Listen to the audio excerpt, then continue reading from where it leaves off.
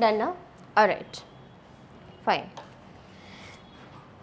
कहाँ पे थे हम लोग? ओके, प्लास्टिड्स के बारे में। प्लास्टिड के 3 टाइप होते हैं, that is leucoplast, chromoplast and chloroplast. Depending upon कि कौन सा पिगमेंट प्रेजेंट है उसको 3 टाइप में हम लोग ने डिवाइड किया है। ल्यूकोप्लास्ट में कोई भी पिगमेंट नहीं होता, hence leucoplast is a colourless plastid. लेकिन यहाँ पे कलरलेस तो है, लेकिन यहाँ पे एक और चीज़ है इसका, ये स्टोरेज में हेल्प करता है। स्टोरेज में ये हेल्प करता है। स्टोरेज में क्या मैम? स्टोरेज में जैसे कि कार्बोहाइड्रेट के स्टोरेज में, जैसे प्रोटीन के स्टोरेज में, तो ये स्टोरेज में ये जो हमारा प्लास्टिड्स है ये स्टोरेज में हेल्प कर रहा है। कार्बोहाइड्रेट के स्टोरेज में जो प्लास्टिड मदद करता है उस प्लास्टिड को आप कहते हो अमाइलोप्लास्ट। मैंने क्वेश्चन इसलिए पूछा था कि अमाइलो, ये वर्ड से आपको कार्बोहाइड्रेट्स याद आने चाहिए। अमाइलेज एंजाइम जब हम पढ़ रहे थे इन ह्यूमन न्यूट्रिशन में, अमाइलेज एंजाइम किसके लिए था? It was for digestion of carbohydrate, जिसमें एग्जाम्पल हमने स्टार्च का लिया था वहाँ पे, है ना। अगर मैं आगे बात करती हूँ, another type of plastid is chromoplast. Chromoplast अगर तुम देखोगे तो यहाँ पे कैरोटीन एंड ज़ेंथोफिल प्रेजेंट होता है। जब कैरोटीन और ज़ेंथोफिल आया तो ये पिगमेंट्स आपको कौन से कलरेशन देते हैं? कैरोटीन एंड ज़ेंथोफिल आपको देंगे red, orange and yellow colour के पिगमेंट्स। तो अगर आपके प्लास्टिड में रेड, ऑरेंज या येलो कलर का पिगमेंट है तो ऐसे प्लास्टिड्स को आप कहेंगे क्रोमोप्लास्ट, ठीक है, क्रोमोप्लास्ट। अगर हम और डिटेल में जाएं तो यहाँ पे आपके मैंने आपको बताया कि कौन कौन सा कलरेशन होता है। ये कलरेशन बेसिकली आपको ये प्लास्टिड्स देखने मिलेगा आपको फ्लावर्स में एंड फ्रूट में। बहुत सारे फ्लावर देखना, फ्लावर के पास अलग अलग कलरेशंस होते हैं and same goes for fruit. कोई फ्रूट रेड कलर का होगा, कोई वुड बी ऑरेंज कलर का, कोई पर्पल कलर का। तो ये जो कलरेशन देने का काम करता है फ्रूट को, ये प्लास्टिड्स करते हैं, ठीक है। अच्छा, आगे चलते हैं हम लोग। Both the leucoplast and amyloplast do not contain photosynthetic apparatus as we can see in chloroplast. अब क्लोरोप्लास्ट को अगर तुम देखते हो तो क्लोरोप्लास्ट में आप लोगों को क्लोरोफिल देखने मिलेगा एंड क्लोरोफिल आ गया मतलब ओ, यहाँ पे जो कलरेशन ये शो करेगा वो होगा ग्रीन कलर। तो क्लोरोफिल है वो ग्रीन कलर को इम्पार्ट करता है। ल्यूकोप्लास्ट कलरलेस होता है, यहाँ पे कोई फोटोसिंथेटिक पिगमेंट प्रेजेंट नहीं होता। ये स्टोरेज का फंक्शन दिखाता है, इसमें आइदर कार्बोहाइड्रेट स्टोर होगा या इसमें आइदर प्रोटीन स्टोर होगा। अगर मैं बात करती हूँ क्रोमोप्लास्ट की, तो क्रोमोप्लास्ट आपको रेड, ऑरेंज या येलो कलरेशन दिखाएगा क्योंकि इसमें ज़ेंथोफिल या कैरोटीन प्रेजेंट होता है। जिस तरीके से क्लोरोप्लास्ट में क्लोरोफिल प्रेजेंट होता है, इन अ सिमिलर मैनर अगर हम बात करते हैं क्रोमोप्लास्ट की तो यहाँ पे ज़ेंथोफिल प्रेजेंट होगा या कैरोटीन प्रेजेंट होगा। कहाँ देखने मिलता है ये पिगमेंट्स? ये आपको इस टाइप के प्लास्टिड्स आपको देखने मिलते हैं फ्लावर्स में इस टाइप के प्लास्टिड्स देखने मिलेंगे, या ये टाइप के प्लास्टिड्स आपको फ्रूट्स में देखने मिलेंगे। फ्रूट्स एंड फ्लावर के कलरेशन जो इम्पार्ट करता है, जो कलर देता है आपके फ्रूट और फ्लावर को, ये वाले प्लास्टिड्स देते हैं। थर्ड जो आपके पास आता है वो है क्लोरोप्लास्ट। नाम में आंसर छुपा हुआ है, ऐसा प्लास्ट मतलब प्लास्टिड, ऐसा प्लास्टिड जिनमें क्लोरोफिल पिगमेंट होता है, वैसे प्लास्टिड को हम कहते हैं क्लोरोप्लास्ट। क्लोरोप्लास्ट ग्रीन कलरेशन देने का काम करता है। अब ग्रीन कलरेशन याद करो, इसका फंक्शन होगा फोटोसिंथेसिस। अच्छा, लोकेशन क्या होगा मैम? लोकेशन क्या होगा? इसके लोकेशन होंगे इसका लोकेशन होगा आपका इसमें लोकेशन हो गया आपके लीफ, पत्तों में देखने के लिए आपको इस टाइप के प्लास्टिड्स मिलेंगे, ठीक है। Let's proceed further. क्लोरोप्लास्ट पढ़ाते समय मैंने तुम लोगों को कहा था अगर स्ट्रक्चर ऑफ क्लोरोप्लास्ट में क्वेश्चन आ जाता है, क्लोरोप्लास्ट प्रेजेंट कहाँ होता है मैम? हम लोग ने ऑलरेडी डिस्कस किया है, लीफ के कौन से वाले रीजन में? अपर रीजन नहीं, कौन से वाले? मिडिल रीजन में। और मिडिल को इंग्लिश में हम कहते हैं मीजो। याद करो, मीजोडर्म मैंने पढ़ाया था, मीजो।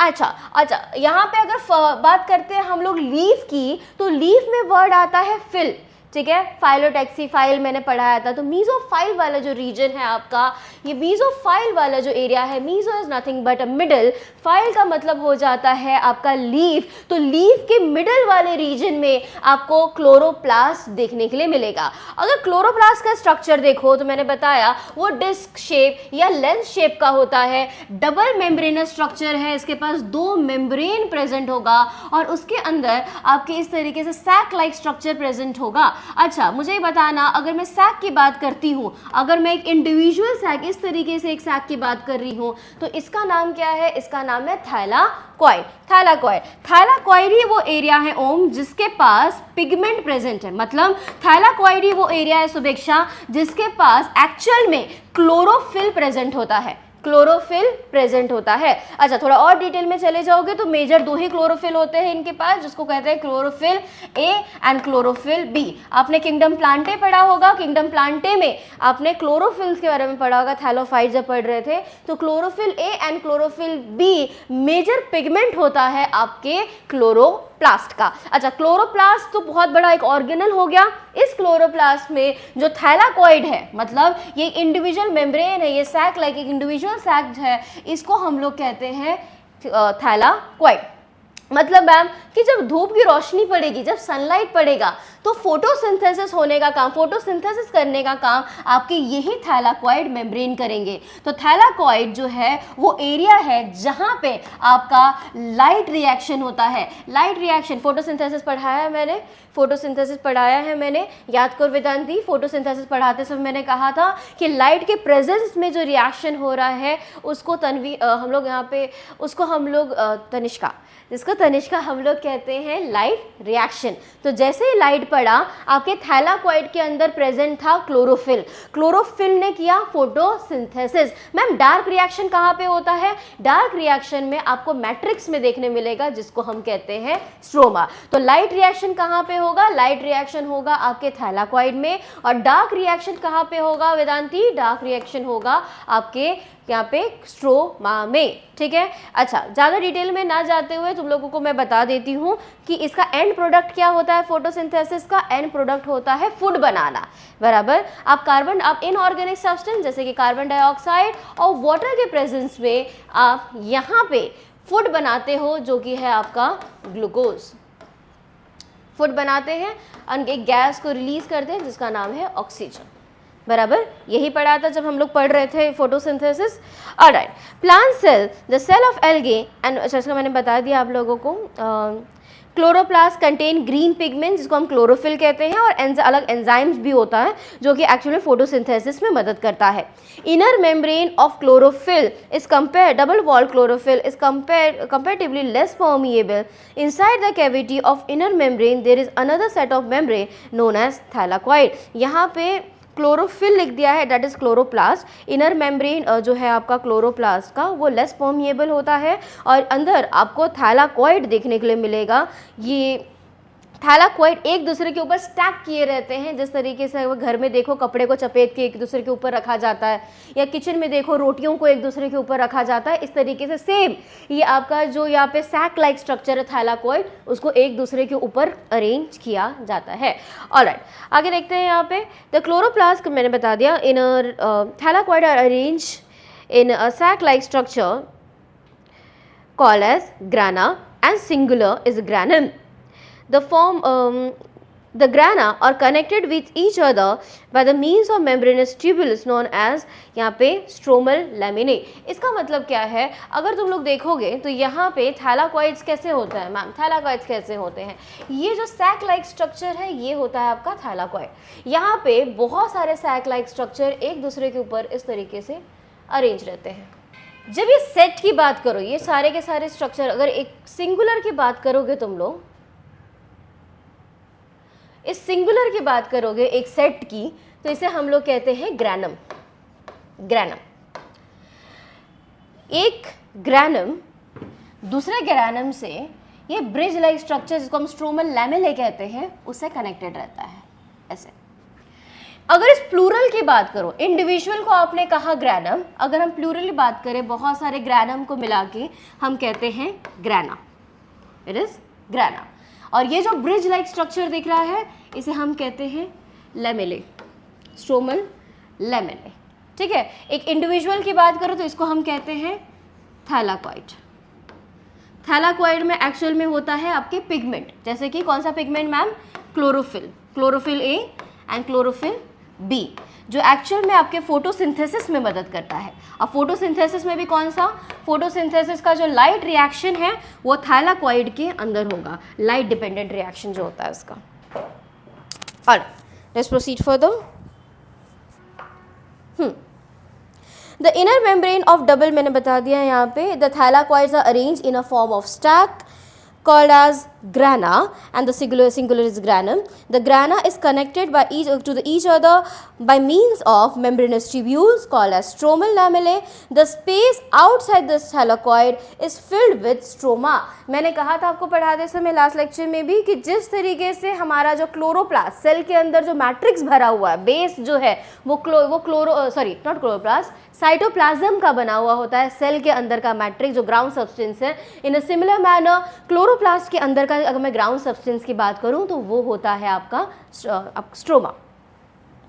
ऑलराइट, स्ट्रोमा के पास इनर सब्सटेंस जो मैंने बताया यहाँ पे खुद के एंजाइम्स होते हैं, स्ट्रोमा में एंजाइम्स आपको देखने मिलेंगे। क्लोरोप्लास्ट के पास अपना खुद का डीएनए होता है। सिर्फ दो ही ऑर्गेनल्स ऐसे हैं जिनके पास यहाँ पे रिद्धि दो ही ऑर्गेनल्स ऐसे हैं पूरे, अगर हम देखते हैं, जिनके पास खुद का डीएनए प्रेजेंट होता है। एक होता है माइटोकॉन्ड्रिया, दूसरा होता है क्लोरोप्लास्ट। बाकी जितने भी सेल ऑर्गेनल्स हैं किसी के भी पास खुद का डीएनए नहीं होता। ठीक है, डन। राइबोसोम की अगर मैं बात करती हूँ तो ribosome is made up of ribosomal RNA and protein. Ribosome वो साइट है जहाँ पे आपका प्रोटीन सिंथेसिस होगा।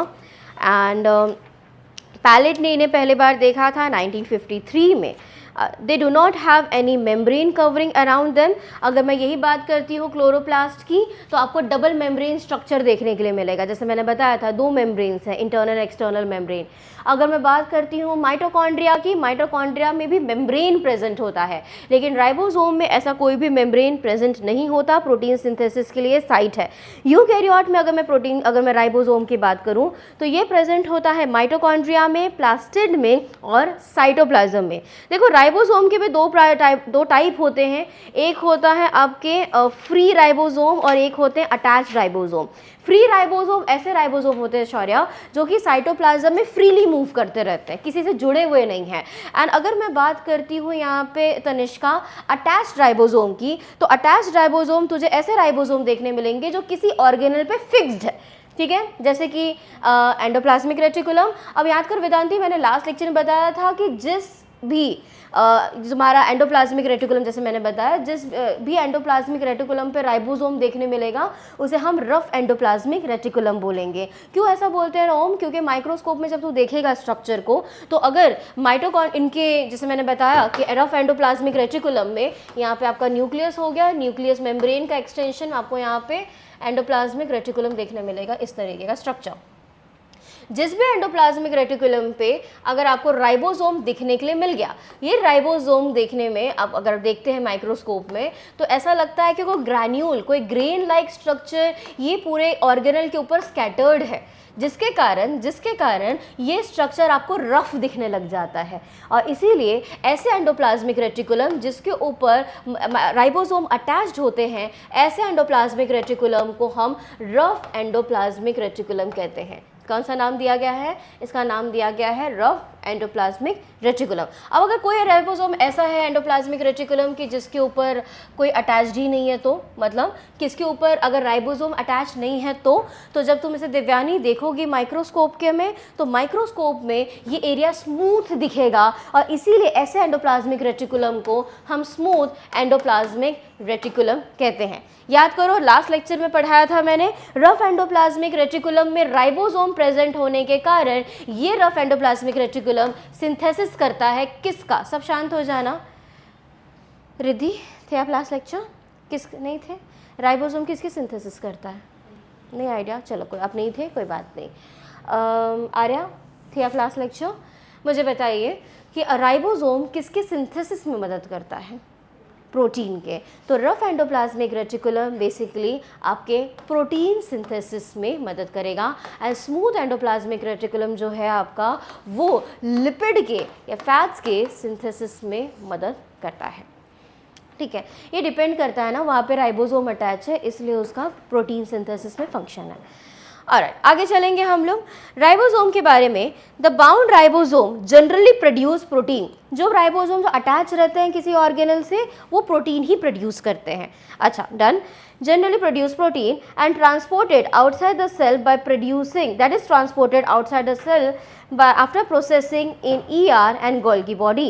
Example, ribosome of Akinner cell of pancreas produce pancreatic and digestive enzyme.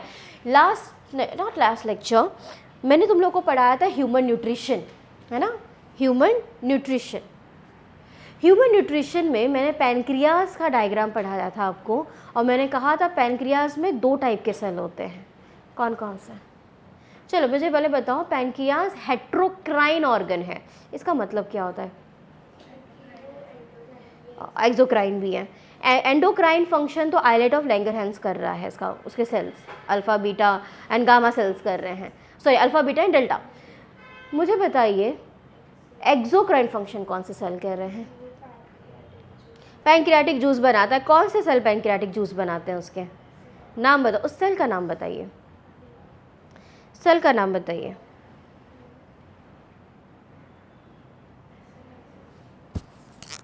Cell का नाम सोचो सोचो सोचो। गॉबलेट नहीं, गॉबलेट तो बिल्कुल भी नहीं, गॉबलेट तो म्यूकस के लिए, गॉबलेट म्यूकस के लिए है। सोचो, वेरी गुड। जो एसिनर सेल या एकिनर सेल जिसको आप कहते हो वो सेल्स हैं जो आप लोगों के बनाते हैं पैनक्रियाटिक एंजाइम से पैनक्रियाटिक जूस। तो पैनक्रियाटिक जो एकिनर सेल्स है उसमें आप लोगों को ये आपको क्या एकिनर सेल्स में आपको बॉन्डेड जो बाउंड राइबोसोम देखने के लिए मिलेगा जो कि मदद करेगा आपके पैनक्रियाटिक एंजाइम बनाने में। फ्री राइबोसोम की अगर मैं बात करूँ तो free ribosome come together and form a chain known as polyribosome and it is use for protein synthesis. तो 2 टाइप के हो गए, एक हो गया बाउंड राइबोसोम जो किसी ऑर्गेनल से अटैच रहता है ओम, और एक होता है जो साइटोप्लाज्म में घूमते रहता है। जब भी प्रोटीन सिंथेसिस की बारी आएगी ये सारे के सारे साकली बना लेंगे। साकली में देखा है सबके सब एक दूसरे का हाथ पकड़ के खड़े हो जाते हैं। इन अ सिमिलर वे जब भी प्रोटीन सिंथेसिस की बारी आएगी तुम्हारा ये जो राइबोसोम है वो एक दूसरे के साथ कनेक्ट होकर एक चेन बना लेगा, पॉली राइबोसोमल चेन जिसको कहते हैं। कृतिका, पॉली का मतलब होता है मैनी, राइबोसोम का चेन है इसलिए it is known as poly ribosomal chain. ठीक है ओम, मैं क्वेश्चन पूछूंगी तो उसका आंसर देते चलना, मैं हिंट बीच में हेल्प करते जाऊंगी। राइबोसोम की अगर मैं बात करती हूँ तो क्या क्या मेम्ब्रेन होता है कि नहीं होता? सोचो, क्या मेम्ब्रेन ऑर्गेनल इसमें मेम्ब्रेन प्रेजेंट है कि नहीं प्रेजेंट है? जल्दी जल्दी, नहीं प्रेजेंट है, वेरी गुड। इसमें में 2 टाइप थे राइबोसोम के, मैंने बताया आप लोगों को। कौन कौन से?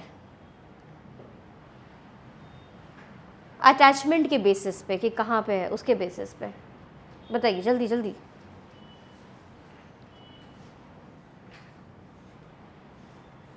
अटैचमेंट के बेसिस पे 2 टाइप के राइबोसोम्स थे। क्या क्या क्या नाम बताया था मैंने, क्या बोला था? कौन कौन से राइबोसोम थे वो? अच्छा, राइबोसोम के पास 2 सब यूनिट्स होते हैं, लार्जर एंड स्मॉलर सब यूनिट्स। ठीक है, अगर प्रोकैरियोट की बात करोगे तो 70S राइबोसोम देखने मिलेगा आप लोग को, एंड अगर यूकैरियोट की बात करोगे तो 80S राइबोसोम्स देखने मिलेगा आपको। जिसमें स्मॉलर प्रोकैरियोट की बात करोगे तो स्मॉलर सब यूनिट 30S का होगा एंड लार्जर सब यूनिट 50S का होगा। प्लास्टिड्स लिखिए वहाँ पे, they are membrane bound organelle. और नोट्स बना रहे हो तो दे आर पूरा नहीं लिखना, सीधा पहला पॉइंट डालो membrane bound organelle, sorry membrane organelle, sorry मेरा दिमाग 2 चीज़ से मिक्स हो गया था। Membrane organelle, membrane organelle, they are membrane organelle. इसका मतलब क्या हो गया तनिष्का? इसका मतलब है कि इसमें भी मेम्ब्रेन्स प्रेजेंट होते हैं। ठीक है, मेम्ब्रेन ऑर्गेनल क्या प्रेजेंट होता है? सेकेंड लाइन में लिखना, DNA, RNA and 70S ribosome. 70S ribosomes हम लोगों को प्रोकैरियोट्स में देखने के लिए मिलता है हमेशा, सुभिक्षा। 70S स्वेटबर्ग यूनिट है, S नाम लिख, एस लिख दो, राइबोसोम। अब प्लीज़ ध्यान देना यहाँ पे शौर्या, 70S राइबोसोम दोस्त हम लोग को देखने के लिए मिलता है प्रोकैरियोट्स में, एंड 80S राइबोसोम्स हमको देखने के लिए मिलता है यूकैरियोट में। मतलब अगर तुझे कोई भी ऐसा ऑर्गेनिज्म मिला, तुझे पता नहीं वो ऑर्गेनिज्म कौन सा है, ठीक है, और उसका सिर्फ तुझे क्वेश्चन में ऐसा आ गया एग्जाम में कि हमें एक ऑर्गेनिज्म मिला है जिनके पास जो राइबोसोम है वो 80S राइबोसोम है, ठीक है, या ऐसा पूछ ले, तुम्हें क्वेश्चन आ गया कि एक सेल में एक ऑर्गेनल मिला है जिसके पास यूकैरियोटिक सेल में एक ऑर्गेनल मिला है जो कि 70S राइबोसोम कंटेन करता है। इसका मतलब है कि वो ऑर्गेनल जो होगा उसके पास प्रोकैरियोटिक ओरिजिन होगा, उसका ओरिजिन जो है वो प्रोकैरियोट की तरफ होगा, प्रोकैरियोटिक ओरिजिन आपको देखने मिलेगा। तो मैंने क्या बोला देवयानी, 2 टाइप के राइबोसोम्स होते हैं, मैंने यूनिट के हिसाब से अगर हम देखें उसका, वो एक होते हैं 70S, दूसरे होते हैं 80S। 70S कहाँ देखने मिलता है आर्या? प्रोकैरियोट में, और 80S हमको देखने मिलता है यूकैरियोट में, ठीक है, डन। सेडिमेंटेशन के रेट पे उनका डिपेंड करता है, एंड ध्यान से सीखना, प्लीज़ कंफ्यूज मत होना स्टूडेंट्स लोग मुझे, जैसे कि अगर तुम उसको देखोगे राइबोसोम का स्ट्रक्चर भी अगर तुम देखोगे ना, तो राइबोसोम का स्ट्रक्चर इस तरीके का इंडिकेट किया जाता है। राइबोसोम के स्ट्रक्चर को इस तरीके से इंडिकेट किया जाता है जिसमें एक होता है स्मॉलर सब यूनिट, ये स्मॉलर सब यूनिट होता है, एक होता है लार्जर सब यूनिट, स्मॉलर एंड लार्जर। और मैं तुम लोगों को जो बता रही हूँ, जैसे प्रोकैरियोट में मैंने आपको कहा कि इट इज़ 70S एंड मैंने यूकैरियोट में कहा कि इट इज़ 80S, तो 70 और 80S इन दोनों का टोटल नहीं है, वो कंबाइंड है, ठीक है। अगर मैं सेपरेट बात करूँ तो आपके, अगर ये इसकी मैं बात करूँ स्मॉलर सब यूनिट की, तो स्मॉलर सब यूनिट जो होता है वो होता है इसमें 30S का, किसमें? प्रोकैरियोट में स्मॉलर यूनिट जो होगा वो 30S का होता है, और लार्जर सब यूनिट है वो होता है मेरे ख्याल से, if I am not mistaken, 50S का, ठीक है। अगर यही मैं बात करती हूँ यूकैरियोट में, तो जो स्मॉलर एस है, सॉरी स्मॉलर सब यूनिट है वो होता है 30S का, हाँ 40S का, एक मिनट, 40S का, एंड जो लार्जर सब यूनिट है वो इज 60S का, ठीक है।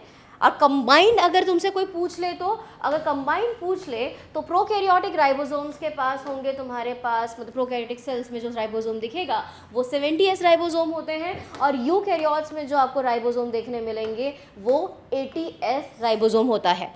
माइटोकॉन्ड्रिया और क्लोरोप्लास्ट में आपको प्रोकैरियोटिक राइबोसोम्स देखने मिलते हैं। जैसे मैंने माइटोकॉन्ड्रिया पढ़ाते समय भी कहा था कि माइटोकॉन्ड्रिया में जो डीएनए होता है वो सर्कुलर डीएनए होता है, और सर्कुलर डीएनए सिर्फ और सिर्फ प्रोकैरियोट्स में आपको देखने मिलता है, जिससे हमको पता चलता है कि जो माइटोकॉन्ड्रिया है वो प्रोकैरियोटिक सेल होगा, लेकिन वो हमारे यूकैरियोटिक सेल के साथ सिम्बायोसिस फॉर्म करके रह रहा है। तो सिमिलर वे में आपको क्लोरोप्लास्ट में भी जो आपको राइबोसोम दिख रहा है वो प्रोकैरियोटिक राइबोसोम है, 70S राइबोसोम है, जो इंडिकेट करता है कि जो क्लोरोप्लास्ट है वो भी माइटोकॉन्ड्रिया की तरह उसका भी जो ओरिजिन है वो प्रोकैरियोटिक ओरिजिन है, जो यूकैरियोटिक के सेल के साथ सिम्बायोसिस में रह रहा है, ठीक है। इस थियोरी को एंडोसिम्बायोसिस, सिम्बायोटिक थ्योरी भी कहते हैं।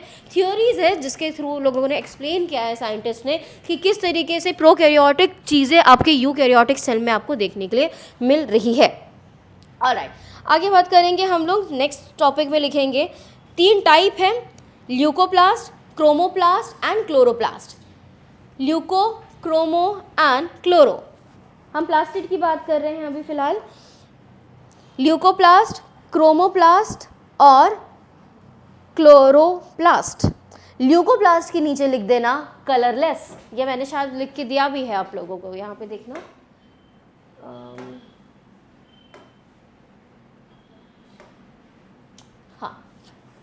ल्यूकोप्लास्ट कलरलेस होता है, कोई पिगमेंट प्रेजेंट नहीं है, कोई पिगमेंट नहीं है, कोई कलर नहीं है वहाँ पे शौर्या, इसलिए ट्रांस को हम लोग कलरलेस कहते हैं। लेकिन ये फोटो, इसमें ये स्टोरेज में हेल्प करता है, स्टोरेज में हेल्प करता है, किसके स्टोरेज में मैम? कार्बोहाइड्रेट के, ऑयल के एंड प्रोटीन के। कार्बोहाइड्रेट के स्टोरेज में जो मदद करता है ल्यूकोप्लास्ट, उसे हम कहते हैं अमाइलोप्लास्ट। स्पेलिंग देखेंगे, अमाइलो इज AMYLO PLAST, अमाइलोप्लास्ट। कैसे याद करोगे वेदांती? अमाइल वर्ड से अमाइलेज एंजाइम याद आ रहा है, अमाइल वर्ड से तुमको कार्बोहाइड्रेट याद आना चाहिए। अमाइलोप्लास्ट ऐसे प्लास्टिड्स होते हैं, प्लास्टिड से लिया गया वर्ड है, ऐसे प्लास्टिड होते हैं जिसमें अमाइल, जो कि मतलब कार्बोहाइड्रेट प्रेजेंट हो, शुगर प्रेजेंट हो। डन। मैं यही बता रही थी कि कार्बोहाइड्रेट एंड प्रोटीन मुझे बताना था। उसके साथ साथ एक और चीज़ की स्टोरेज में हेल्प करता है, दैट इज़ ऑयल। लिपिड लिख लो, ज़्यादा बेटर रहेगा। कार्बोहाइड्रेट की स्टोरेज में जो मदद कर रहा है दैट इज़ योर क्या नाम बताया मैंने उसका, अमाइलोप्लास्ट। और जो मैं लिपिड के जो स्टोरेज में मदद करता है वो है आपका ये एलायोप्लास्ट, एलायोप्लास्ट। एंड प्रोटीन में बात करते हैं उसे हम कहते हैं एल्यूरोप्लास्ट, एल्यूरोप्लास्ट। स्पेलिंग देखना, एलायोप्लास्ट इज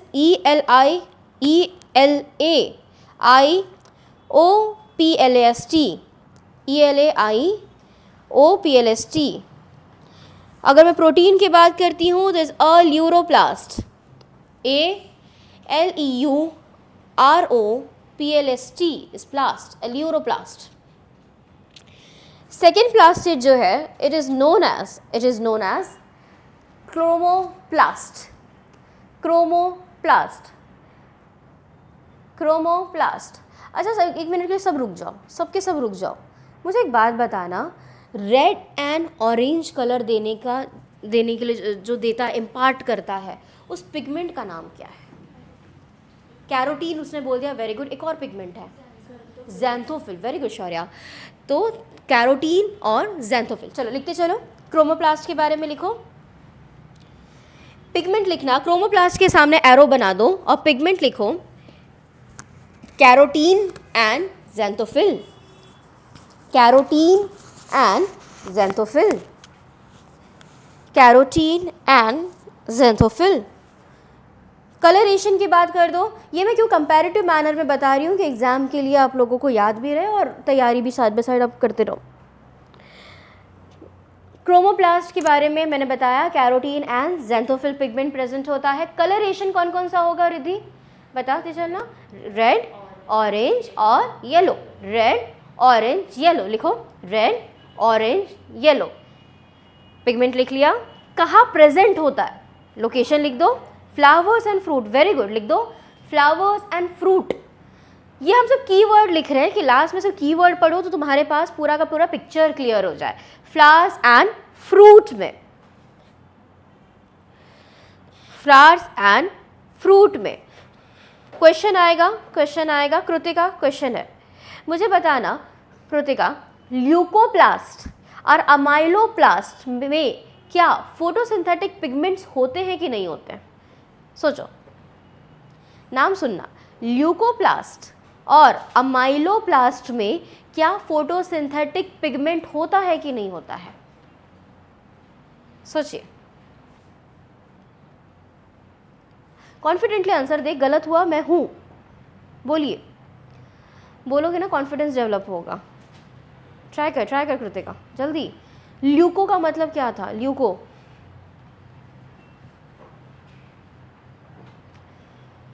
वाइट ब्लड सेल को भी हम ल्यूकोसाइट्स कहते हैं, है ना।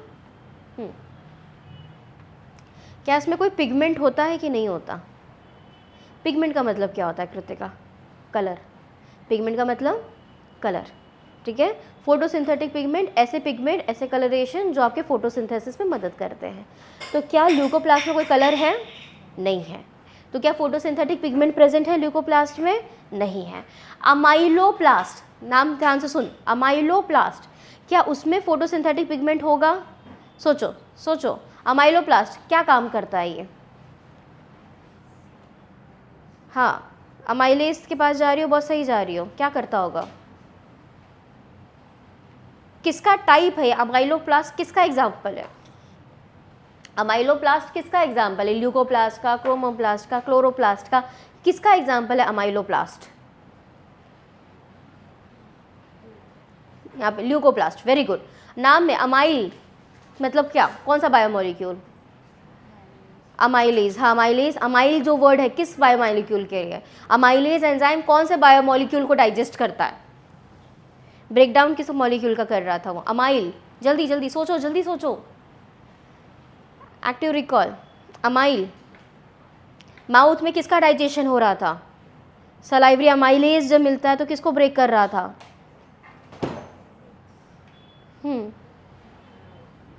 बताइए।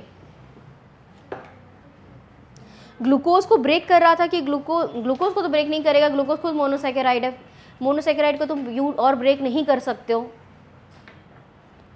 कार्बोहाइड्रेट को, माउथ में स्टार्च को ब्रेक कर रहा था अमाइलेज एंजाइम, माल्टोज बना रहा था, याद है? हाँ, तो अमाइलोप्लास्ट मतलब प्लास्ट मतलब प्लास्टिड, अमाइल मतलब कार्बोहाइड्रेट, मतलब ऐसा प्लास्टिड जिसमें कार्बोहाइड्रेट स्टोरेज करने की कैपेसिटी है या स्टोर करता है। अब वो कार्बोहाइड्रेट को स्टोर कर रहा है तो फोटोसिंथेसिस में क्या काम है उसका? कुछ भी नहीं है। क्यों? क्योंकि ल्यूकोप्लास्ट के ही एग्जाम्पल है अमाइलोप्लास्ट, तुम्हारे अमाइलोप्लास्ट, अल्यूरोप्लास्ट, ये सब एग्जाम्पल किसके हैं? ल्यूकोप्लास्ट के। ल्यूकोप्लास्ट में कोई पिगमेंट नहीं होता, इसीलिए कृतिका ये कलरलेस होते हैं, याद रखना, ठीक है? चलो, क्रोमोप्लास्ट के बारे में लिख लिया वेदांती हमने, आगे चले। फाइन। फोटोसिंथेटिक पिगमेंट्स हमको कहाँ देखने मिलता है? ये मिलता है आपको क्लोरोप्लास्ट में। चलो अब थर्ड टाइप लिखो, क्लोरोप्लास्ट। थर्ड टाइप लिखिए क्लोरोप्लास्ट। क्लोरोप्लास्ट के सामने एरो करके लिखेंगे आप फोटोसिंथेटिक पिगमेंट, एक ऐसा पिगमेंट जो फोटोसिंथेसिस में मदद कर रहा है, फोटोसिंथेटिक पिगमेंट। क्लोरोप्लास्ट के साथ में लिखना फोटोसिंथेटिक पिगमेंट, और पिगमेंट का नाम क्या है? सब शांत हो जाते, दिव्यानी, राइट? दिव्यानी, कौन सा पिगमेंट प्रेजेंट होता है क्लोरोप्लास्ट में? नाम में आंसर छुपा होता है बायो में। प्लास्ट का मतलब प्लास्टिड, आगे क्लोरो से जाना, क्लोरो कौन सा पिगमेंट? कौन सा पिगमेंट है बताइए जल्दी? क्लोरोफिल। और क्लोरोफिल कौन सा कलर देता है? लिखो क्लोरोफिल। फोटोसिंथेटिक पिगमेंट कौन सा? क्लोरोफिल। एरो करके आगे लिख देना ग्रीन कलर, एरो करके लिख देना ग्रीन कलर। क्लोरोफिल कहाँ प्रेजेंट होता है तनिष्का? कौन से सेल ऑर्गेनल में प्रेजेंट होता है क्लोरोफिल? ऑर्गेनल, ऑर्गेनल का नाम बताओ। क्लोरोप्लास्ट में। ऑर्गेनल लिखना क्लोरोप्लास्ट, ऑर्गेनल क्लोरोप्लास्ट। क्लोरोप्लास्ट में वेदांती कितने मेम्ब्रेन है? एक की दो? क्लोरोप्लास्ट का डायग्राम दो, वेरी गुड, दो मेम्ब्रेन है, ठीक है, दो मेम्ब्रेन है। अच्छा मुझे एक बात बताना रिद्धि, हाँ नाम मेरे एक स्टूडेंट है ना, उसका नाम इज़ विधि, आपका नाम इज़ रिद्धि, तो मेरे दिमाग में दोनों मिक्स हो जाते हैं कभी कभी। ऑलराइट, कहाँ भी थी मैं? क्लोरोप्लास्ट में, correct. There are membranous sac, या लिखना है तो सीधा मेम्ब्रेनस सैक लिखो, नाम है उसका थैलाकॉइड। Membranous sac thylakoid. यही थैलाकॉइड को arrange in a form of stack. Stack का मतलब क्या होता है? जब एक के ऊपर एक के ऊपर एक चीज़ों को रख देते हैं शौर्या, उसको कहते हैं स्टैक। फिर से रिपीट करूं, चलो। मेम्ब्रेनस सैक का नाम है थैलाकॉइड, थैलाकॉइड। अब थैलाकॉइड को कैसे अरेंज किया जाता है? It is arrange in a form of stacks, STACKS, stacks, arrange in a form of stack. नाम क्या है स्टैक का? सिंगुलर को कहते हैं ग्रैनम, सिंगुलर को कहते हैं ग्रैनम। जिस फिर से एक बार देख लो, सामने पिक्चर रहेगा आंखों के सामने तो इजी रहेगा। ये इंडिविजुअल जो है उसको हम कहते हैं ग्रैनम, और बहुत सारे ग्रैनम को कलेक्टिवली हम कहते हैं ग्रैना। तो सिंगुलर इज ग्रैनम, प्लूरल क्या है? ग्रैना। मुझे बताना कृतिका, लाइट रिएक्शन कहाँ पे होता है? थैलाकॉइड में कि स्ट्रोमा में? स्ट्रोमा में होता है कि थैलाकॉइड में होता है? What is stroma ma'am? Stroma क्या होता है? फिर से मैं पढ़ा देती हूँ। ये स्ट्रोमा क्या होता है? आपके क्लोरोप्लास्ट में, आपके क्लोरोप्लास्ट में जो मैट्रिक्स है, इसके अंदर का जो ग्राउंड मैट्रिक्स है, उस मैट्रिक्स का नाम ही दिया है हमने स्ट्रोमा। और ये स्ट्रोमा में देखो तो बहुत सारे ऐसे हमारे पास मेम्ब्रेन बाउंड ऑर्गेनल, थाइलाकॉइड जो एक दूसरे से पूरा कनेक्ट करके फॉर्म करते हैं स्ट्रक्चर। डन। अब ये स्ट्रोमा गलती से यहाँ पे आ गया हमारा, ये यहाँ नहीं होता।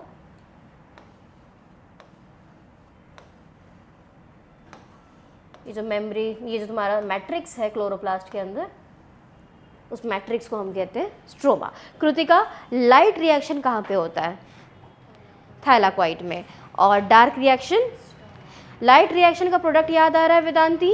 Carbon dioxide, sorry oxygen, ATP और NADPH। और यहाँ पे अगर मैं बात करती हूँ, NADPH जो है वो हाइड्रोजन डोनर है, याद रखना। और अगर हम डार्क रिएक्शन के प्रोडक्ट की बात करें तो क्या होता है? ग्लूकोज। और भी है क्या? सिर्फ ग्लूकोज ही है ना मेरे ख्याल से, डार्क रिएक्शन में सिर्फ ग्लूकोज है। डार्क रिएक्शन कौन सा सुपेक्षा? डार्क रिएक्शन कौन सा? C3 cycle. C3 साइकिल इस डार्क रिएक्शन कहाँ पे होता है वो दिव्यानी? स्ट्रोमा में अपना। लाइट से डायरेक्टली लिंक्ड नहीं है, इसलिए इसको डार्क रिएक्शन कहते हैं। चलो वेरी गुड। कुछ और रह गया क्या? स्ट्रक्चर ऑफ क्लोरोप्लास्ट पे लिखना है कुछ? स्ट्रक्चर ऑफ क्लोरोप्लास्ट पे क्या क्या था बोला था मैंने? क्लोरोप्लास्ट डबल मेम्ब्रेन स्ट्रक्चर था। क्लोरोप्लास्ट डबल मेम्ब्रेन स्ट्रक्चर है, inner and outer. Ground matrix लिखो, ग्राउंड मैट्रिक्स जो है इट इज स्ट्रोमा।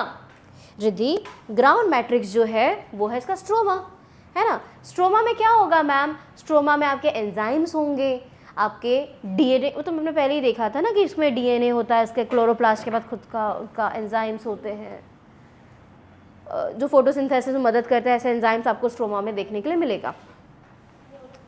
थैलाकॉइड हो गया, ग्रैनम हो गया, राइबोसोम हो, एंड क्लोरोप्लास्ट और कुछ। अच्छा, ये सिर्फ एक लाइन बाकी होगा मेरे ख्याल से। Grana are connected to each other, grana are connected to each other by tubules. अब ये ट्यूब्यूल्स का नाम क्या है? जो ब्रिज बना हुआ है बीच में उसको कहते हैं हम लोग लैमेले। लैमेले, कौन सा लैमेले? स्ट्रोमल लैमेले। स्ट्रोमा में दिख रहा है ना ये लैमेले ब्रिज जाते हुए, स्ट्रोमल लैमेले। दैट्स इट, खत्म अपना plastid. Stromal lamellae, stromal lamellae. चलो आगे थोड़ा पढ़ लेते हैं, फिर से तुम लोगों को बीच में फिर लिखाऊंगी मैं।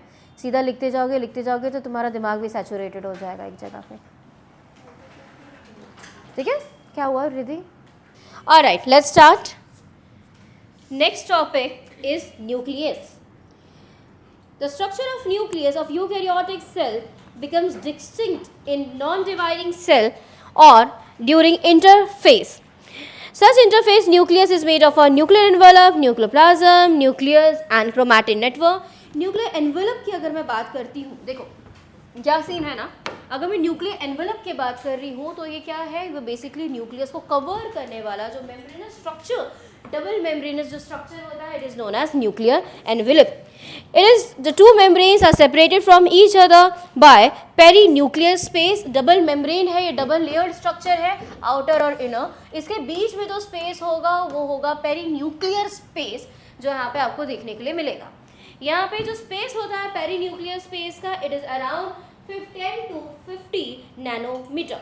10 to 50 nanometre is the space, या जो अगर इसका डिस्टेंस तुम देखोगे 10 to 50 नैनोमीटर का ये एरिया आपको देखने मिलेगा. इसका जो ये है क्या नाम है, पेरीन्यूक्लियर स्पेस होता है.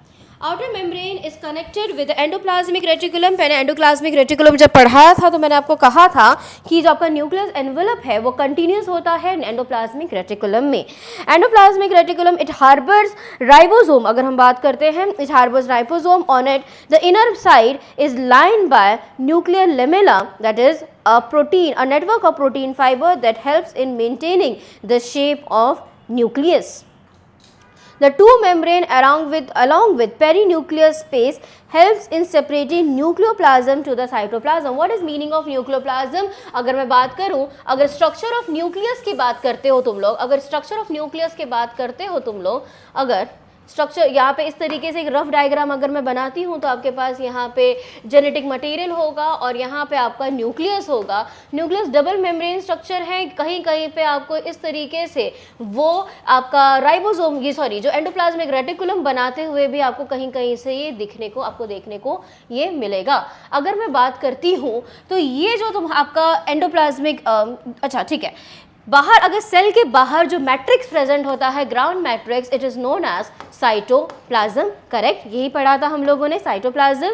अच्छा मुझे एक बात बताना, क्लोरोप्लास्ट के अंदर का मैंने बताया था, it is known as stroma. Ground matrix inside a chloroplast is known as stroma. यहाँ पे अगर मैं बात करती हूँ न्यूक्लियस के अंदर जो यहाँ पे मैट्रिक्स प्रेजेंट होता है, it is known as nucleoplasm. जैसे साइटोप्लाज्म होता है वैसे ही आपके सेल के न्यूक्लियस के अंदर होता है न्यूक्लियोप्लाज्म। और ये जो आपका स्ट्रक्चर है आपका न्यूक्लियर एनवेलप का, ये आपके न्यूक्लियर एनवेलप का, ये आपको न्यूक्लियोप्लाज्म और आपके साइटोप्लाज्म को सेपरेट करने का काम करता है। तो ये जो आपको पेरीन्यूक्लियर स्पेस दिख रहा है, ये काम क्या कर रहा है मैम?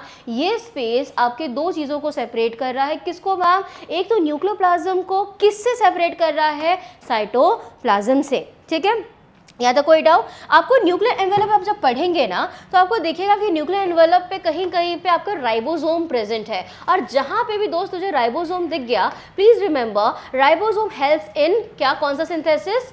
कौन सा? Protein synthesis. तो याद रख लेना वो एरिया जो होगा आपके प्रोटीन सिंथेसिस में मदद करेगा। तो जैसे न्यूक्लियस एनवेलप से आगे यहाँ पे समझ के एंडोप्लाज्मिक रेटिकुलम बनाया, ये एंडोप्लाज्मिक रेटिकुलम पे राइबोसोम प्रेजेंट है। तो ये आपके same ribosome of endoplasmic reticulum जो होता है वो भी आपके प्रोटीन सिंथेसिस में मदद करेगा। और जिसके पास वहाँ पे राइबोसोम एब्सेंट है वो एरिया प्रोटीन सिंथेसिस में हेल्प नहीं करता। इसलिए याद करा तुम लोगों को मैंने कहा था स्मूथ एंडोप्लाज्मिक रेटिकुलम से लिपिड का सिंथेसिस होता है। ठीक है, ऑलराइट, आगे चलेंगे हम लोग। However nucleus membrane is not continuous at this place, it is separated nucleoplasm from, मैंने बताया cytoplasm not continuous, there is small opening known as nucleopore. अगर तुम लोग न्यूक्लियस देखोगे तो न्यूक्लियस के बीच बीच में गैप्स होते हैं, यहाँ पे पोर लाइक स्ट्रक्चर होता है जिसको हम कहते हैं न्यूक्लियोपोर। आर्या कैसे याद रखोगे एग्जाम में? न्यूक्लियस में पोर है ना, इसलिए उसको कहते हैं शौर्या न्यूक्लियोपोर। और मैम ये होता क्यों है? क्योंकि याद कर तूने 10th स्टैंडर्ड में ट्रांसक्रिप्शन ट्रांसलेशन पढ़ा होगा कृतिका। ट्रांसक्रिप्शन मैम कुछ याद नहीं आ रहा, सुनो नहीं याद आ रहा तो यहाँ देख लो। डीएनए से जब आरएनए बनता है एमआरएनए, तो this process is known as transcription. And this mRNA से जब प्रोटीन बनता है राइबोसोम की वजह से, this is known as translation. तो दोस्त अगर तनिष्का मेरे को प्रोटीन बनाना है, प्रोटीन तुझे पता है ना कहाँ बनता है? चलो अब मुझे प्रोटीन बनाना है तो मुझे इस एमआरएनए को न्यूक्लियस से बाहर निकालना पड़ेगा, मानती है ना? अगर ये वेदांती ये पूरा का पूरा पैक स्ट्रक्चर होता ना रिद्धि, ये पूरा स्ट्रक्चर अगर पैक होता तो क्या तेरा ये जो तेरा ये एमआरएनए जो बना है न्यूली फॉर्म एमआरएनए, क्या ये बाहर आ पाता सेल से? नहीं। तो इसी को बाहर आने के लिए हमारे पास छोटे छोटे पोर प्रेजेंट होते हैं शौर्या। जिस पोर को हम कहते हैं क्या? इस पोर को आर्या हम लोग कहते हैं न्यूक्लियोपोर। न्यूक्लियोपोर से जो तुम्हारा एमआरएनए है वो भी न्यूक्लियस से बाहर आता है, छोटे पोर्स होते हैं ये। डन। द न्यूक्लियोप्लाज्म या कैरियोप्लाज्म, कैरियन का मतलब ही होता है न्यूक्लियस, कैरियन का मतलब होता है न्यूक्लियस। क्या आपको पढ़ा था? सेल डिवीजन याद करो, कैरियोकाइनेसिस, साइटोकाइनेसिस। कैरियोकाइनेसिस में न्यूक्लियस डिवीजन हमने पढ़ा था, कैरियोकाइनेसिस में हमने ये पढ़ा था साइटोप्लाज्म का जब डिवीजन होता है ना। तो कैरियन का मतलब ही होता है यहाँ पे तनिष्का, कैरियन का मतलब होता है अपना न्यूक्लियस। अब न्यूक्लियस के अंदर जो प्लाज्म है, मतलब न्यूक्लियस के अंदर जो मैट्रिक्स है उसे हम कहते हैं क्या आर्या? न्यूक्लियोप्लाज्म या कैरियन प्लाज्म। क्या कहते हैं शौर्या? न्यूक्लियोप्लाज्म या कैरियोप्लाज्म। कैरियो क्यों कह रहे हैं? मैंने तुमको अभी जस्ट बताया कि न्यूक्लियस से नाम पड़ा है। Contain various substance like nucleic acid, protein, mineral, सब कुछ यहाँ पे आपको देखने के लिए मिलेगा। डन। दूसरा क्या होता है मैम? न्यूक्लियोलस। अब nucleolus is made up of RNA और राइबोसोमल प्रोटीन। अगर मैं न्यूक्लियोलस की बात करती हूँ, जो यहाँ पे एकदम कोर जो है इसका, ये बना होता है किसका? ये बना होता है आरएनए और राइबोसोमल प्रोटीन का।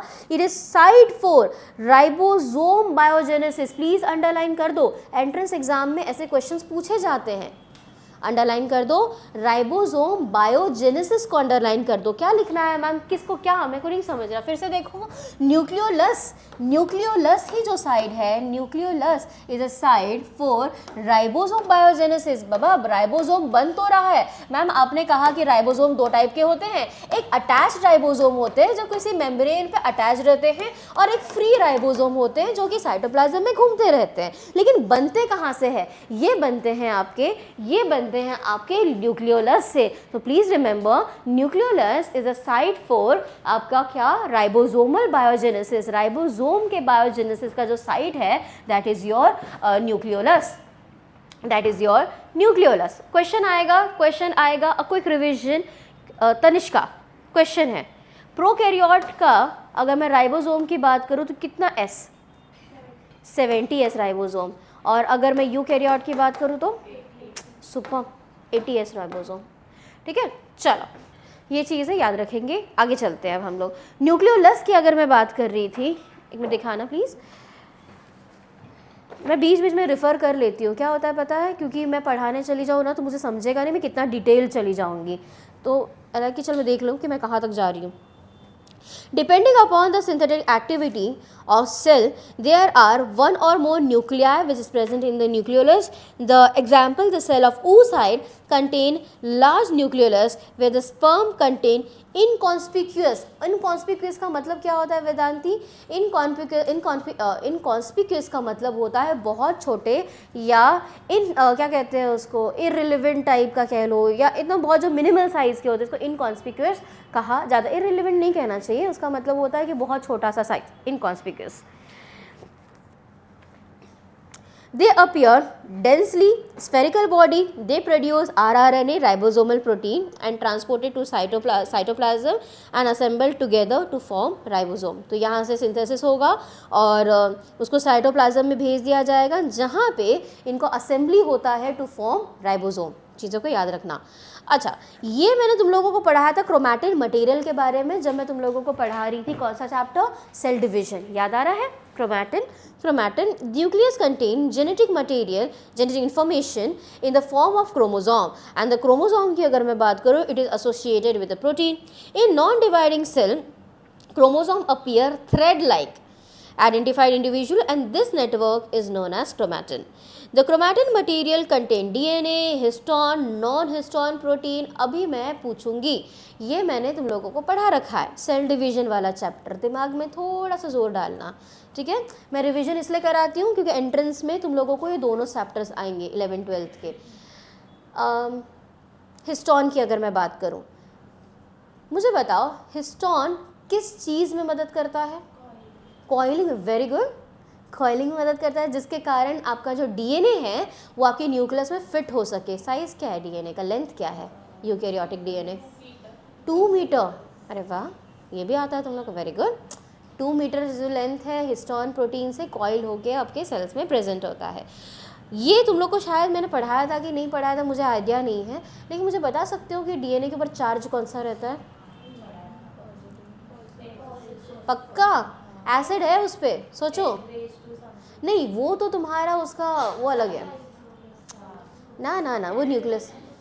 सोचो सोचो सोचो, फॉस्फोरिक एसिड प्रेजेंट है उसके पास, कौन सा चार्ज होगा?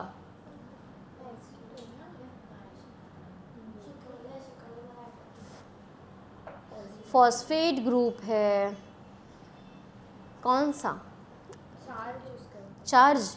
DNA is positive, negative charge, negative charge, DNA negative charge होता है, हिस्टोन इज पॉजिटिव चार्ज, इसीलिए दोनों के दोनों yes, histone is positive charge, negative DNA is negative charge. कैसे याद रखोगे पता है नहीं, जाने दो, मैं जैसे हिस्टोन डीएनए का तुम जाने दो, छोड़े दो, अपने हिसाब से तुम लोग देख लो जैसे जैसे तुम लोग को समझना है। लेकिन मैं बताती हूँ मेन उसमें ये है कि फॉस्फोरिक एसिड उसमें प्रेजेंट होता है, फॉस्फेट ग्रुप उसमें प्रेजेंट होता है, न्यूक्लिक एसिड है ना, तो एसिड के कारण उसके पास नेगेटिव चार्ज आता है।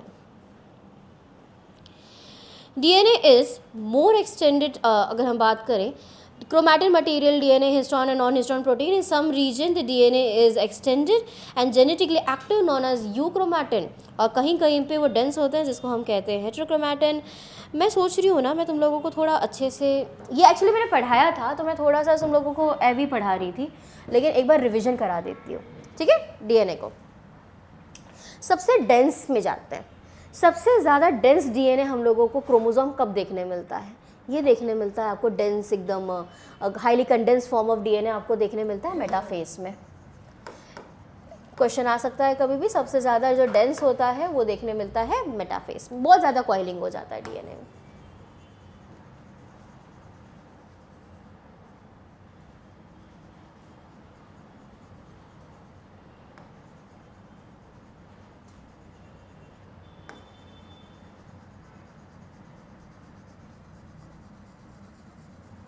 डन।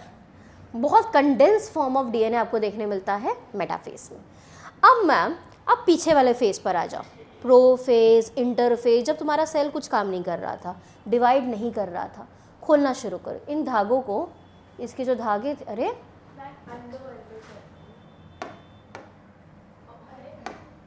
ज़्यादा अंडो हो गया, चलो इसे खोलना शुरू करें इन धागों को। इन धागों को आप कहते हैं क्रोमैटिन फाइबर, ठीक है। जब आपका सेल डिवाइड नहीं होता है ना, तो आपके न्यूक्लियस में ये फाइबर के फॉर्म में आपके जेनेटिक मटेरियल डीएनए प्रेजेंट होते हैं, और शौर्य इसी को, उस फाइबर को, इस धागों को हम कहते हैं क्रोमैटिन फाइबर। कौन सा चार्ज, पॉजिटिव या negative? Negative charge, very good, chromatin fibre. ये क्रोमैटिन फाइबर अगर हम देखें, अगर डीएनए की हम बात करते हैं, तो इस डीएनए में 2 एरियाज होता है। देखो डीएनए में क्या होता है, पहले तो चीज़ आपको पता है कि डीएनए के पास, आपके पास ये जो डीएनए है उसके पास जेनेटिक इन्फॉर्मेशन होता है। जेनेटिक इन्फॉर्मेशन आपके डीएनए में है। किसी को आईडी है, आईडी दोगे? आईडी को एक इंसान दे दो। शिजला कि मैंने बटरफ्लाई लगाया, मैं दे सकती हूँ फोटो पे। चलो ऑलराइट, पढ़ पा रहे हो? नाम है, मास्टर क्लास लिखा हुआ है, पढ़ पा रहे हो? चलो, इसको मैंने अगर कॉइल कर दिया बहुत ज़्यादा, अब इस पे मैंने क्या लिखा हुआ है?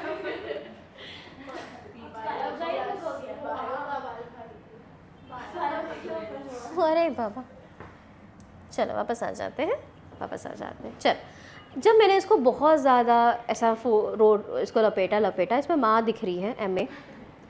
अब पढ़ पा रहे हो कि इसका नाम क्या था? हाँ, तो वही दिखता, हमारे जो 2 ही लेटर्स हैं वो दिख रहे हैं। पूरा पढ़ रहे हो? चलो, बिल्कुल भी नहीं दिखेगा। तुम्हारे पास 2 टाइप के डीएनए होते हैं, मतलब ये डीएनए कहीं कहीं पे जो क्रोमैटिन फाइबर है ये बहुत ज़्यादा कॉइल्ड हो जाता है। जहाँ पे बहुत ज़्यादा कॉइलिंग होगी, देखो जहाँ पे ना ओपन अप है ना, उसको तू रीड कर सकती है कि क्या लिखा है मैम। अच्छा, क्या लिखा है मैम? अच्छा, उसमें AUG जो भी इसके पास, नॉट यू सो सॉरी, ए, अगर बात करें यहाँ पे T, अगर मैं बात करूँ यहाँ पे T, यहाँ पे G, जो भी है, जो भी इसका जेनेटिक कोड है आप रीड कर सकते हो। लेकिन यही अगर आपका जो डीएनए बहुत ज़्यादा कॉइल्ड होता है, जिस तरीके से अगर मैं क्रोमैटिन फाइबर, अगर ये ओपन अप है तो आप इसे रीड कर पा रहे हो कि क्या लिखा हुआ है क्लासेस। लेकिन यही अगर बहुत ज़्यादा कॉइल्ड अप रहेगा, बहुत कॉइल्ड अप रहेगा, तो वो एरिया आप पढ़ नहीं पाओगे। उसी सेम तरीके से कि जो एरिया बहुत ज़्यादा कंडेंस होता है ना डीएनए का, जहाँ पे एरिया बहुत कंडेंस होता है डीएनए का, वो एरिया को, इवन तो ये थ्रेड की तरह है, ये बहुत कंडेंस है, जिसके कारण ये ट्रांसक्रिप्शन में नहीं जाता, ट्रांसक्रिप्शन में नहीं जाता।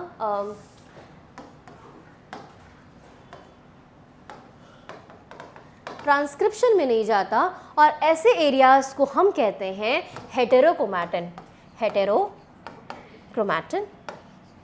क्रोमैटिन मतलब कि क्रोमैटिन फाइबर बहुत ज़्यादा कंडेंस हो चुका है इस एरिया में, हेटेरोक्रोमैटिन। मतलब मुझे एक बात बताना वेदांती, ये एक्टिव रहेगा एरिया या इनएक्टिव रहेगा? सोचो, डीएनए कंटेंट मतलब अगर मैं बात करूं तो क्या ये ट्रांसक्रिप्शन में यूज़ होगा कि नहीं होगा? ये एरिया ये नहीं होगा यूज़। क्यों नहीं होगा यूज़? क्योंकि इतनी ज़्यादा कॉइलिंग होने के बाद, देखो कॉइलिंग के कारण क्या हुआ, इसका डीएनए कंटेंट बढ़ गया, इसका जो कंटेंट था ना डीएनए कंटेंट वो बढ़ गया। क्यों? क्योंकि इतने जगह पे तूने बहुत ज़्यादा कॉइल कर लिया, तो यहाँ पे ज़्यादा डीएनए है, ये खुला हुआ ये एरिया है, तो यहाँ पे कम डीएनए है। तो जहाँ पे आपको हेटेरोक्रोमैटिन एरिया देखने मिलेगा, यहाँ पे कंटेंट ऑफ डीएनए शौर्य ज़्यादा होगा, लेकिन ये जो एरिया होगा वो ट्रांसक्रिप्शनली इनएक्टिव रहेगा। यहाँ पे ट्रांसक्रिप्शन नहीं होगा उस एरिया में, और जो एरिया ओपन रहता है थ्रेड की तरह, इस तरीके से जो एरिया मैंने आपको मास्टर क्लास दिखाया था उसको आप रीड कर सक रहे थे। यहाँ पे डीएनए कंटेंट तो कम होगा, कॉइलिंग नहीं है ना शौर्या, अगर एक ही जगह पे बहुत बार फोल्ड कर दे तो कंटेंट बढ़ जाता है ना वहाँ पे, तो कंटेंट हेट्रोक्रोमैटिन में ज़्यादा है,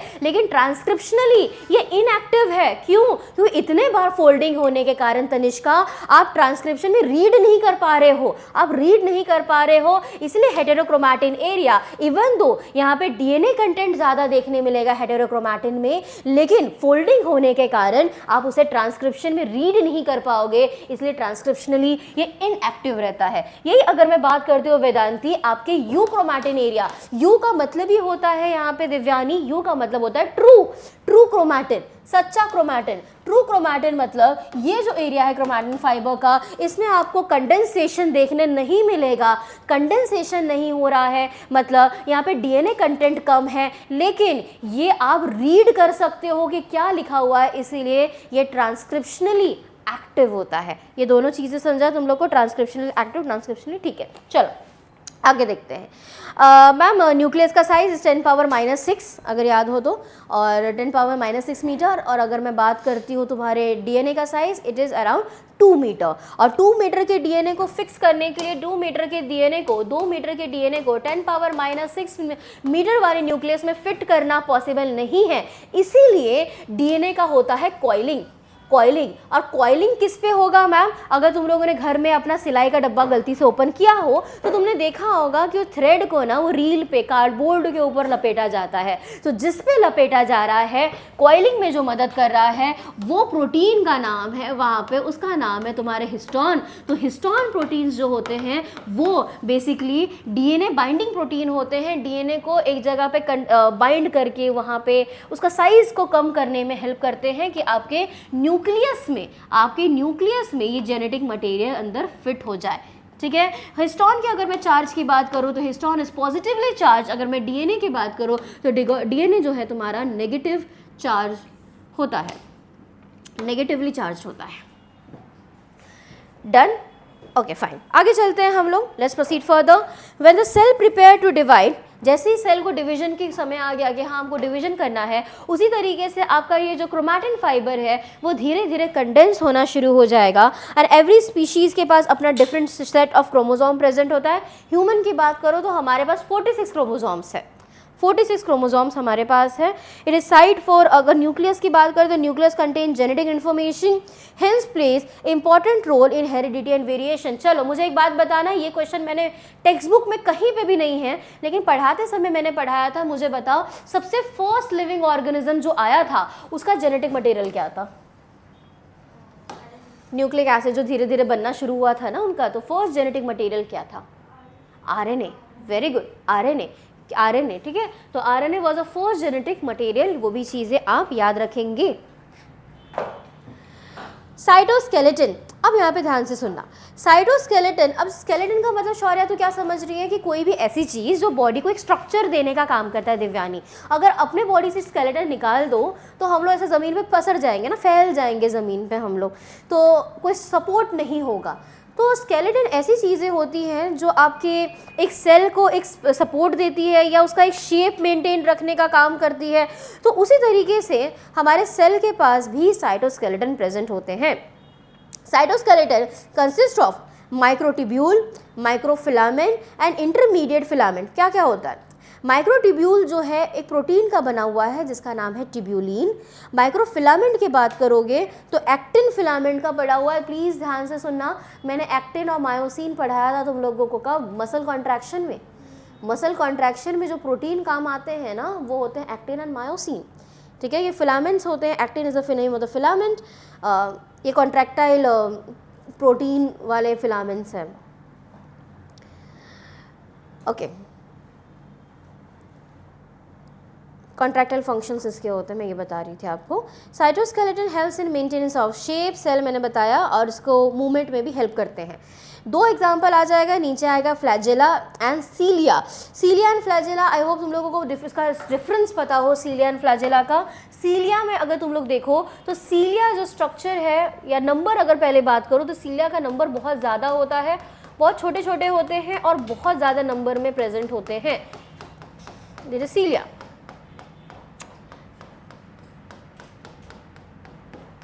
पैराम्यूशियम में आपको देखने के लिए मिलता है, सीलिया प्रेजेंट होता है। यही अगर फ्लैजेला की बात करोगे तो flagella whip like structure present होता है। विप लाइक स्ट्रक्चर होता है, आइदर 1 या 2 नंबर में होगा, ज़्यादा भी कहीं कहीं प्रेजेंट होते हैं, लेकिन इनका लेंथ एक तो चेक करोगे आप, तो इनका लेंथ देखना, सीलिया स्मॉलर इन साइज होते हैं, फ्लैजेला का साइज जो है वो जो स्ट्रक्चर विप की तरह होता है, चाबुक जो होते हैं वैसा उनका विप लाइक स्ट्रक्चर होता है इनका, और दोनों के दोनों लोकोमोशन में मदद करते हैं। ये बहुत ज़्यादा नंबर होता है सीलिया का, अगर तुम देखोगे इनका नंबर कंपैरेटिवली कम होता है फ्लैजेला का। They are fine hair like structure, protoplasmic outgrowth से बनता है, generate current in fluid medium for passage. Cilia small in size होता है और मैनी इन नंबर होता है। मैंने दोनों बता दिया आप लोगों को। सीलिया कोऑर्डिनेटिंग मूवमेंट की तरह वर्क करेगा। एग्जाम्पल देने के लिए समझा रही हूँ, कभी सेंटीपिड को चलते हुए देखा है? सेंटीपिड जब चलता है ना दिव्यानी, तो ऐसा लगेगा कि उसके पैरों में वेव्स बन रहे हैं। देखा है? तो पैरों को ज़रा ध्यान से देखना, यू यू करके भागने से पहले या चप्पल लेके उनके पीछे दौड़ने के पहले उनको चेक करना। उनका जो पैर होता है ना, वैसे कुछ करते नहीं है बेचारे, उनको बाहर ही छोड़ दो, क्यों मारना किसी को। वो उसका ना वेव लाइक मूवमेंट शो करते हैं वो लोग, है ना, ऐसे देखने में ऐसा लगता है वेव्स की तरह चल रहे हैं। ये तुम्हारा सीलिया भी जो है ना, सीलिया को भी जब तुम देखोगी तो माइक्रोस्कोप में इन लोगों को चलते हुए, तो सेम वेव लाइक मूवमेंट सीलिया में भी देखने को मिलेगा। कभी जैसे हवा चलती है ना ग्रासलैंड पे, घास पे जब हवा चलती है तो घास कैसे मूव करते हैं, सेम मूवमेंट आपके सीलिया करते हुए दिखेंगे, क्योंकि घास की तरह बहुत सारे होते हैं ये लोग छोटे छोटे। तो जब ये आप मूव करेंगे तो लिटरली ऐसा लगेगा जब भी कि कोई ग्रासलैंड पे, कोई ओपन फार्म पे ये हवा चल रही हो, तो घास जैसे वेव्स की तरह मूव करते हैं, सेम मूवमेंट आपको सीलिया में भी देखने मिलेगा। फ्लैजेला की बात करो, लॉन्ग होते हैं, फ्यूअर इन नंबर होते हैं, प्रोकैरियोटिक बैक्टीरिया में प्रेजेंट होते हैं, और प्रोकैरियोटिक बैक्टीरिया में जो फ्लैजेला होता है it is different to eukaryotic flagella. Cilium या फ्लैजेला की बात करो, consist of basal body, basal plate and shaft. ये 3 चीज़ें होती है उसके पास, basal body, basal plate and shaft. Basal body outer most part of cytoplasm है। It is derive from centriole. It has 9 peripheral triplet of fibril, 9 peripheral triplet of fibril। कहाँ देखोगे? Page turn कर लो ज़रा, पेज टर्न करो, page turn करोगे figure 5.18 को देखना।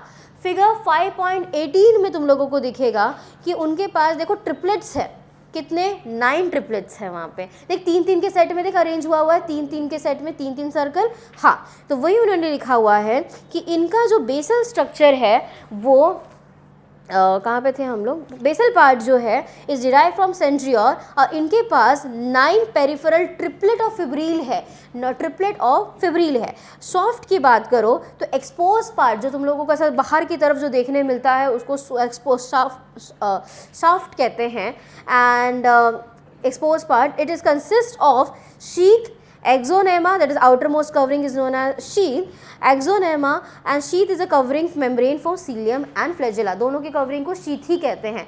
Core जो होता है उसको कहते हैं एक्सोनेमा, जो कोर है उसे एक्सोनेमा कहेंगे। 11 फिब्रिल रनिंग पैरेलल टू ई along the long axis, 9 peripheral doublet present होता है आपके यहाँ पे, 9 पेरिफेरल डबलेट्स प्रेजेंट होते हैं, 9+2 के आपके नंबर्स में प्रेजेंट होंगे। The sheath is connected to one of the tubule of peripheral doublet by radial spoke.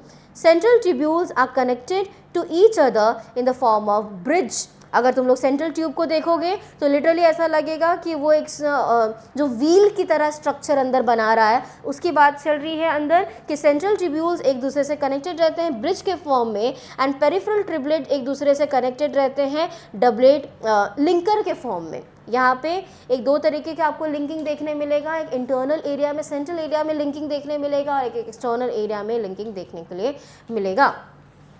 Centriole and centrosome, ये भी मैंने पढ़ा रखा है जब मैं तुम लोगों को पढ़ाई थी। कौन सा? ये मैंने पढ़ाया था आपको सेल डिविजन, लेकिन थोड़ा सा स्ट्रक्चर अच्छे से देखेंगे इसको। सेंट्रोजोम की अगर मैं बात करूं तो it is found near the animal cell, nucleus of animal cell. It consist pair of cylindrical structure known as centriole. यहाँ पे देखना, जब मैंने एनिमल सेल पढ़ाया था तो मैंने कहा था सेंट्रोजोम को पढ़ाने के बाद कि भाई यहाँ पे देखो कि 2 सिलेंड्रिकल परपेंडिकुलर स्ट्रक्चर्स होते हैं जिसको हम कहते हैं सेंट्रियोल। सेंट्रियोल याद करो, मैंने तुम लोगों को कहा था ये ट्यूबुलर की ट्यूब की तरह स्ट्रक्चर होते हैं, परपेंडिकुलर होते हैं एक दूसरे से, और इनका फंक्शन क्या होता है? इनका फंक्शन होता है कि वो लोग स्पिंडल फाइबर फॉर्म करें, और स्पिंडल फाइबर शौर्या क्या काम करेगा? जाके नीचे क्रोमोसोम से अटैच होगा।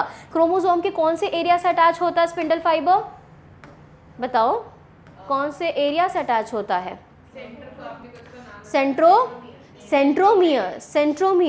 सेंट्रोमियर से, इसके जो सेंट्रोमियर जो रहता है उससे अटैच होता है, और जिस प्लेट पे जाके अटैच हो रहा है उसको काइनेटोकोर कहते हैं। याद करो, मैंने कहा था कि अगर जूम करके देखोगे ये स्ट्रक्चर को तो ये इस तरीके का ट्यूबुलर स्ट्रक्चर आपको यहाँ पे देखने के लिए मिलेगा, जिससे ये जो आपका जो स्पिंडल फाइबर जो कि अगेन वो ट्यूबुलर होता है वो जाके यहाँ पे फिट हो जाता है। ठीक है, ऑलराइट, आगे चलते हैं। ये कहाँ पे थे हम लोग? ट्यूबुलिन प्रोटीन से मिल, अच्छा, each cylindrical centriole is made up of 9 set of triplet known as tubulin, evenly spaced together, the connected by each other by non-tubulin protein. At proximal end the centriole are at the proximal end the centriole shows tubular set of tubules known as hub. Side में तुम लोगों को tubules के set देखने मिलेंगे, that is known as hub. Due to this proximal end, ये जो तुम्हारा जो centriole है वो कार्ट के व्हील की तरह देखने मिलेगा। I like to rectify myself, मैंने कार्ट व्हील टर्म यूज़ किया था आपके फ्लैजेला में, मैं इसको चेंज करना चाहूँगी, कार्ट व्हील फ्लैजेला में नहीं था, सो सॉरी अगर मैंने गलती से बोल दिया होगा। तो कार्ट व्हील लाइक स्ट्रक्चर आप लोगों को सेंट्रियोल में देखने के लिए यहाँ पे मिलता है। Due to proximal end of centriole, मैंने बताया कार्ट व्हील की तरह। सेंट्रोजोम असेंबली में हेल्प करता है स्पिंडल फाइबर के ड्यूरिंग यहाँ पे सेल डिवीजन, और ये जो है आपके बेसल बॉडी भी फॉर्म करता है सीलिया एंड फ्लैजेला का। दैट्स इट, ये चैप्टर इज डन। एक बार जस्ट गो थ्रू कर लो, कोई भी डाउट है just let me know. Actually यहाँ पे फ्लैजेला का उन्होंने ना ड्रॉ भी किया, very good. Alright, let's start with cockroach. Cockroaches are omnipresent. What do you mean by the term omnipresent? It is present everywhere. It belong, अलग अलग types होते हैं, जैसे एग्जाम्पल्स देखोगे तो यहाँ पे most commonly studied example is americana periplaneta. Systematic position, if we talk about systematic position, it belongs to the kingdom Animalia. Phylum is Arthropoda. I have taught you, क्या नाम है, Kingdom Animalia. So you know about the Arthropoda. Why it is known as Arthropoda? Why does it belong? Why does it belongs to the phylum Arthropoda? Because it shows presence of jointed appendages. Arthro is joints and poda means appendages. It shows presence of jointed appendages. Hence it is known as Arthropoda. यहाँ पे next is the class is Insecta. Insecta अगर तुम देखोगे तो Insecta ऐसे class of arthropods होते हैं जिनके पास 2 pairs ऑफ विंग प्रेजेंट होगा एंड 3 पेयर्स ऑफ उनके पास जो लिम्स होते हैं उनके, या मैं कह सकती हूँ उनके जो फुट होते हैं, लेग्स जो होते हैं वो 3 होते हैं, 3 पेयर्स ऑफ लेग्स होते हैं इनके पास, एंड 2 पेयर्स में इनके विंग्स होते हैं। ठीक है, अगर तुम लोग इनके बॉडी को देखोगे तो body is divided into body, अच्छा पेरीप्लांटा अमेरिकाना, तो पेरीप्लांटा जो है प्लानेटा वो तुम्हारा जीनस हो गया, फर्स्ट वर्ड हमेशा जीनस होता है, सेकेंड वन तुम्हारे स्पीशीज होता है। तुम लोगों ने सिस्टम अगर पढ़ा होगा उसके बारे में, तो यहाँ पे first word is always genus, genus is noun होता है, इसीलिए the first letter of genus is always capital, क्योंकि जो तुम्हारा जीनस है, जीनस नाउन होता है, इसलिए first letter is always capital. यहाँ पे अगर हम बात करते हैं अनदर वन स्पीशीज, स्पीशीज जो होता है आप उसे स्मॉल लेटर से स्टार्ट करोगे, फॉर एग्जाम्पल अमेरिकाना, तो ये इसका origin is America, origin is America, hence is known as americana. अच्छा, बॉडी की अगर मैं बात करूँ तो body is divided into head, foot and head, thorax and abdomen, head, thorax and abdomen, head, thorax and abdomen। अगर तुम लोग देखोगे तो इनके जो बॉडी है वो is divided into head and abdomen। एक मिनट रुक जाना, हाँ मोर और लेस तुमको पता होना चाहिए कि बॉडी कितने पार्ट में डिवाइडेड है। ठीक है, ये है तुम्हारा हेड, थोरैक्स, ना इसे कोई डायग्राम एग्जाम में नहीं पूछता, डोंट वरी अबाउट इट, बस तुम लोगों को एक पता होना चाहिए, तो इसीलिए मैं बता रही हूँ हेड, थोरैक्स एंड एब्डोमेन। ठीक है, हेड अगर हम बात करेंगे तो यहाँ पे 2 आईज प्रेजेंट होता है, कंपाउंड आईज प्रेजेंट होगा यहाँ पे आपके। अच्छा, एक और चीज़, यहाँ पे एंटीना प्रेजेंट होता है, इनका एंटीना, ठीक है। टेक्टो रिसेप्टर्स, ये लोग ना यहाँ पे टच से रिसेप्टर्स, इनके टच, अगर टच से पता करते हैं कि ये जो फूड है वो एडिबल है कि नहीं, वो टच से पता चलता है, पता करते हैं ये लोग। दूसरी चीज़, थोरैक्स मैंने बता दिया, एब्डोमेन मैंने बता दिया, 2 पेयर्स ऑफ विंग्स दोनों थोरैक्स से अराइज होंगे, इनके थोरैक्स से, दोनों 2 पेयर ऑफ लिंग हैं, दोनों थोरैक्स से अराइज होंगे इसके। दूसरी चीज, इनके पास 4 विंग्स मैंने बता दिया, यहाँ पे 3 pairs of jointed appendage, 3 pairs of legs होता है, hence it belongs to class Insecta. Class Insecta, phylum is Arthropoda, class is Insecta, class is Insecta. अगर हम बात करते हैं कलरेशन की, तो यहाँ पे ग्लिसनिंग ब्राउन कलर या रेड कलर का आपको देखने मिलेगा। The external structure is made of, the external, अगर एक्सोस्केलेटन की बात करो तो exoskeleton is made up of chitin. Chitin क्या है? पॉलीसैकेराइड है, यहाँ पे सपोर्ट प्रोवाइड करने का काम करता है, सपोर्ट प्रोवाइड करने का, इसको प्रोटेक्शन प्रोवाइड करने का काम करता है। The body is covered by externally by hard tough exoskeleton known as chitinous plate या sclerites. These plates are joined to one another by soft flexible articulate membranes। मतलब इनके ऊपर प्लेट्स होते हैं, ये काइटिन के प्लेट्स होते हैं, और ये प्लेट एक दूसरे से जॉइंट रहते हैं with the help of flexible ये आर्थोडियल या articulate membrane. Exoskeleton provide strength, elasticity and surface area for attachment of muscle. The body of segment of cockroach is covered by 4 sclerites, 4 यहाँ पे coverings होती हैं, यहाँ पे 4 plates होते हैं, namely dorsal tertium, ventral sternum and 2 lateral pleura। तो यहाँ पे 4 स्केल्स आपको देखने के लिए मिलेंगे, कौन कौन से? Each body segment is covered bye, please pay attention, what is segmentation? Cockroach अगर देखा होगा ना, तो कॉकरोच में से पार्टीशंस होते हैं, ये पार्टीशन जो कंपार्टमेंट होता है ना, this is known as segmented body, segmentations होते हैं, यहाँ पे इनके सेगमेंटेशंस आपको देखने के लिए मिलेंगे। अब सेगमेंट की अगर मैं बात करूँ तो हर एक सेगमेंट जो इनका होता है, इट इज़ कवर्ड बाय मैंने बताया कि स्क्लेराइड से कवर्ड रहता है। Body is divided into 3 region, that is head, thorax and abdomen. Head is attached to the right angle of to the thorax by thin, narrow, movable neck or cervix। तो यहाँ पे head is form by fusion of 6 segments. Please pay attention कि जब तुम पढ़ रहे हो तो कितने सेगमेंट्स से बने हुए हैं उनका भी ज़रा ध्यान दे देना। Head is form by fusion of 6 segments, यहाँ पे 6 सेगमेंट के फ्यूजन से बना होता है आपका हेड। फिर आता है head, it bears pair of long antenna, a pair of compound eyes. अच्छा, इसका मतलब क्या होता है? अगर तुम लोगों का आँख है, तुम्हारे पास एक ही लेंस है, इसके कारण क्या हुआ, जो तुम्हारा आँख है ना, तुम्हारे पास सिंपल आइज़ है। सिंपल आइज़ का फ़ायदा, नुकसान एक्चुअली ज़्यादा है सिंपल आइज़ में। अगर हम देखें तो सिंपल आइज़ में ये होता है ना कि अगर तेरे आँखों को आ रहा है चोट, किसी के भी आँखों को अगर चोट लग गया तो वो आँख वही ख़त्म हो जाएगा, ख़राब हो जाएगा, फिर वो देख नहीं पाएगा। कॉकरोच में क्या होता है ना, इनके पास कंपाउंड आइज़ होते हैं, मतलब इनके छोटे छोटे, उनके पास बहुत सारे ओमैटिडियम प्रेजेंट होते हैं। मतलब यहाँ पे ज़रा अगर मैं तुम लोगों को इसके आइज़ को अगर बनाऊँ, ये इसका माउथ फेस है, फेस के ऊपर इसका ऐसा आइज़ रहेगा, और इसका आइज़ को तुम देखोगे ना,